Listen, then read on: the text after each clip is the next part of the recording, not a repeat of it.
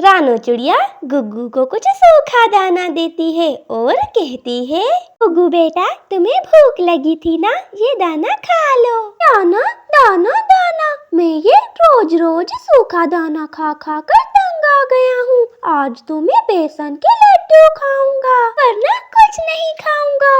रानू जानती थी उसका बेटा बहुत जिद्दी था, वो ऐसे नहीं मानेगा। देखो गुग्गू बेटा, मेरे पास इतने पैसे नहीं कि मैं तुम्हें बेसन के लड्डू लेकर दे सकूं। नहीं मम्मा, अगर आज आप मुझे बेसन के लड्डू नहीं लेकर देंगी तो मैं खाना नहीं खाऊंगा। अच्छा अच्छा, चुप कर जाओ, मैं देखती हूँ। रानू चिड़िया जब देखती है उसके पास केवल संदूक में 100 रुपए ही पड़े थे। अब मैं क्या करूँ? ये पैसे तो मैंने बुरे वक्त के लिए संभाल कर रखे थे, मगर गुग्गू बहुत जिद्दी है, वो बेसन के लड्डू बिना खाए नहीं मानेगा। फिर रानू चिड़िया कबूतर की मिठाई की दुकान पर आ जाती है। कबूतर भैया, मुझे 100 रुपए के बेसन के लड्डू देना। रानू बहन, वैसे तो मैं किसी को 100 रुपए के लड्डू देता नहीं, क्योंकि महंगाई बहुत ज्यादा बढ़ चुकी है। मगर क्योंकि तुम खुद चल कर आई हो, इसीलिए मैं तुम्हें 100 रुपए के लड्डू दे देता हूँ। इसके बाद कबूतर चिड़िया को 100 रुपए के लड्डू दे देता है। चिड़िया वो लड्डू गुग्गू को दे देती है। गुग्गू बेसन के लड्डू देखकर बहुत खुश हो जाता है और वो जल्दी जल्दी से लड्डू खा लेता है। गुग्गू बहुत ज्यादा जिद्दी बच्चा था, इसीलिए रानू चिड़िया उसकी जिद की वजह से बहुत परेशान रहती थी। ऐसे ही सुबह हो जाती है। गुग्गू बेटा, ये लो अपना बैग और जल्दी से स्कूल जाओ, तुम्हें बहुत देर हो गई है। मम्मा, मुझे पैसे दे, क्योंकि मेरे स्कूल के सारे दोस्त रोज रोज बर्गर और पिज्जा लेकर खाते हैं, मगर मेरे पास पैसे नहीं होते। बेटा, तुम्हारी मम्मा गरीब है, वो तुम्हें रोज रोज पैसे नहीं दे सकती, क्योंकि मेरे पास जो पैसे थे वो सारे खत्म हो गए। नहीं मम्मा, अगर आप मुझे पैसे नहीं देंगी तो मैं स्कूल नहीं जाऊंगा। गुग्गू, दिन ब दिन तुम्हारी जिद बढ़ती ही जा रही है, मैं रोज रोज ये सब कुछ बर्दाश्त नहीं कर सकती। अगर आज के बाद तुमने दोबारा जिद की तो मैं तुम्हें बहुत मारूंगी। ठीक है, अगर आप मुझे पैसे नहीं देंगी तो मैं स्कूल नहीं जाऊंगा। इतना कहकर गुग्गू वहाँ से चला जाता है। अब मैं क्या करूं? गुग्गू की जिद तो दिन ब दिन बढ़ती ही जा रही है। गुग्गू को समझना चाहिए कि उसकी मम्मा गरीब है। गुग्गू एक जगह पर जाकर छुपकर बैठ जाता है। देखता हूँ कैसे नहीं देंगे पैसे, मैं भी तब तक घर नहीं जाऊंगा जब तक मम्मा मुझे पैसे नहीं देंगी। गुग्गू को बैठे बैठे वहीं पर ही नींद आ जाती है। काफी समय गुजर जाने के बाद भी जब गुग्गू घर वापस नहीं आता तो उसकी मम्मा बहुत परेशान हो जाती है। अरे, काफी देर हो गई मगर अभी तक गुग्गू घर वापस नहीं आया, मैं उसे ढूंढने जाती हूँ। मैं कालू भैया के घर जाती हूँ, शायद वो बंटी के साथ खेल रहा हो। कालू भैया, क्या गुग्गू आपके पास है? वो सुबह से गया हुआ है, अभी तक घर नहीं लौटा। रानू बहन, गुग्गू इधर तो नहीं आया और बंटी भी अभी अभी स्कूल से लौटा है। हाँ रानू आंटी, गुग्गू आज स्कूल भी नहीं आया और मेरे साथ खेलने भी नहीं। अब तो रानू बहुत ज्यादा परेशान हो जाती है। वो जंगल में गुग्गू को इधर उधर ढूंढने लगती है, मगर गुग्गू उसे कहीं दिखाई नहीं देता। वो परेशान होकर एक पेड़ पर बैठ जाती है। अब मैं क्या करूं? गुग्गू पता नहीं कहाँ चला गया। मैं गुग्गू को कहाँ ढूंढूं? मुझे इस तरह गुग्गू को नहीं डांटना चाहिए था। रानू चिड़िया फिर से गुग्गू को ढूंढने निकल पड़ती है। नहीं रानी बहन, गुग्गू इधर नहीं आया, वो भला इतनी रात तक कहाँ जा सकता है? पायल बहन, मैंने सारा जंगल छान मारा मगर मुझे अपना गुग्गू कहीं नहीं मिला। मैं बहुत बुरी माँ हूँ। रानू अभी इतना कहती ही है, उसे अचानक चक्कर आने लगते हैं और वो जमीन पर गिर जाती है। अरे रानू बहन, ये तुम्हें क्या हो गया? इधर अचानक से गुग्गू की आंख खुल जाती है और वो देखता है कि बहुत रात हो गई है। अरे ये क्या, इतनी रात हो गई, मैं अभी तक यहीं बैठा हूँ। मम्मा मेरे लिए बहुत परेशान हो रही होंगी। पायल चिड़िया रानू को घर लेके आने के बाद बुलबुल डॉक्टर को भी ले आती है। में वहाँ पर उड़ता हुआ गुग्गू भी आ जाता है।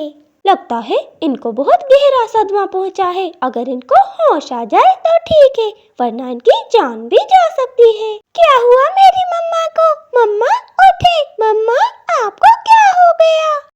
बेटा, ये सब आपकी वजह से हुआ है। सुबह से आपकी मम्मा आपके लिए परेशान हो रही थी। मम्मा, ये सब मेरी वजह से हुआ है। मैं बहुत बुरा हूँ। मम्मा, बस आप एक दफा ठीक हो जाए, मैं आपको दोबारा कभी तंग नहीं करूँगा। गुग्गू रोने लगता है। गुग्गू के आंसू रानू चिड़िया के ऊपर गिरते हैं। रानू को होश आ जाता है। रानू गुग्गू को देखकर बहुत खुश हो जाती है। बेटा, तुम आ गए। तुम मुझे छोड़कर कहाँ चले गए थे? मम्मा, मुझे माफ कर दे, मैंने आपको बहुत दुख दिया है, मगर आज के बाद मैं आपको कभी तंग नहीं करूँगा। गुग्गू को अपनी गलती का एहसास हो जाता है और वो आइंदा कभी जिद नहीं करता और अच्छा बच्चा बनकर रहता है।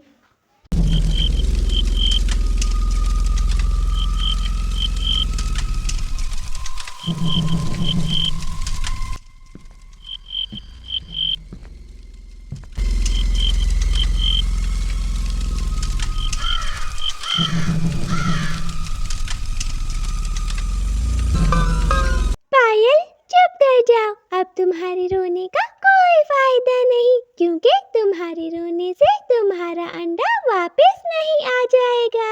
रात को पायल चिड़िया का अंडा चोरी होने की वजह से जंगल के सारे पक्षी बहुत ज्यादा परेशान थे। मगर रानी, आज पायल का अंडा चोरी हुआ है, कल किसी और का भी हो सकता है। हमें पता करना ही होगा कि आखिरी अंडा चोर कौन है। इतना सुनते ही कालू कौवा तुरंत ही बोल पड़ता है। दोस्तों, मुझे लगता है ये काम किसी खतरनाक पक्षी का है। हम छोटे छोटे पक्षी उसका क्या बिगाड़ लेंगे। हाँ, कालू बिल्कुल ठीक कह रहा है। पता नहीं वो पक्षी कितना खतरनाक होगा। अगर अगली रात फिर से कालू कौवा डोली चिड़िया का भी अंडा चुराने उसके घोंसले तक पहुंच जाता है। इस बात से बेखबर डोली चिड़िया सोए हुए थी। कालू कौवा उसका अंडा चुरा कर वहाँ से चला जाता है। रानी चिड़िया का अपना कोई अंडा न था। वो अपने घोंसले में बैठी उस अंडा चोर के बारे में ही सोच रही थी। पता नहीं वो कौन है जो रोज रोज पक्षियों के अंडे चुरा रहा है। और अगर मेरा भी अंडा होता तो पायल और डोली की तरह मेरा अंडा भी वो अंडा चोर ले जाता। अभी रानी चिड़िया इतना कहती ही है कि नदी में बहता हुआ उसे एक अंडा दिखाई देता है। अंडे को देखते ही रानी चिड़िया अपने घोंसले से उड़ती है और उड़ते हुए वो उस अंडे के पास आती है। रानी चिड़िया को वो अंडा दिखने में कुछ अजीब सा लगता है। अरे, है तो ये अंडा, मगर दिखने में कुछ अजीब सा है। पता नहीं किस पक्षी का है। फिर रानी चिड़िया उस अंडे को उठाती है और अपने घोंसले में रख देती है। रानी चिड़िया का अपना तो कोई अंडा था नहीं, इसीलिए वो इस अंडे को ही पालने का फैसला करती है। ये जिस पक्षी का भी अंडा हो, मैं इसे अपना अंडा समझकर पालूंगी। सामने पेड़ पर बैठा दुष्ट कौवा ये सब कुछ देख रहा था। अरे वाह, मजा आ गया, मुझे अपना नया शिकार मिल गया। आज रात में इस अंडे को भी खा लूंगा और बेचारे जंगल के पक्षियों को पता तक नहीं चलेगा कि वो अंडा चोर कोई और नहीं बल्कि मैं हूँ। फिर प्लान के मुताबिक रात होते ही कालू कौवा रानी चिड़िया का अंडा चुराने उसके घोंसले के पास आता है। फिर कालू कौवा बड़ी आसानी से रानी चिड़िया का अंडा चुरा कर वहाँ से चला जाता है।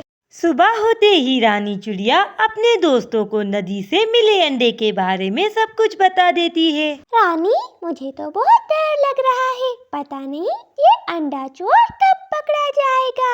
वो पक्षी बहुत ज्यादा डरे हुए थे। वहाँ पर उड़ता हुआ कबूतर भी आ जाता है। दोस्तों, तुम सब मेरे साथ चलो, क्योंकि पता चल चुका है कि वो अंडा चोर कौन है। क्या कबूतर भैया, आप सच कह रहे हैं? तो जल्दी चले। फिर कबूतर उन्हें कालू कौवे के घर ले आता है, जहाँ पर कालू कौवा भरा हुआ था और पास ही पक्षियों के बहुत से टूटे हुए अंडे पड़े हुए थे। अरे, ये तो कालू कौवा है। इसका मतलब ये कालू ही हमारा अंडा चोर है। मगर इसे क्या हुआ और ये मरा कैसे? से। रानी चिड़िया की बात सुनकर कबूतर कहता है, हाँ रानी, तुम बिल्कुल ठीक कह रही हो। वो कालू ही था जो हमारे बीच रहकर हमारे अंडे चुरा रहा था, और हम सब इस बात से बेखबर उस अंडा चोर को ढूंढने में लगे हुए थे। वो सब तो ठीक है कबूतर भैया, मगर ये कालू कौवा मरा कैसे? रानी, क्या तुम्हें याद है जो अंडा तुम्हें नदी में से मिला था? वो अंडा किसी पक्षी का नहीं, बल्कि एक सांप का अंडा था। बस उस जहरीले अंडे को खाते ही कालू कौवा मर गया। यूं कालू कौवे को अपने किए की सजा मिल जाती है और वो सारे पक्षी सुख का सांस लेते हैं।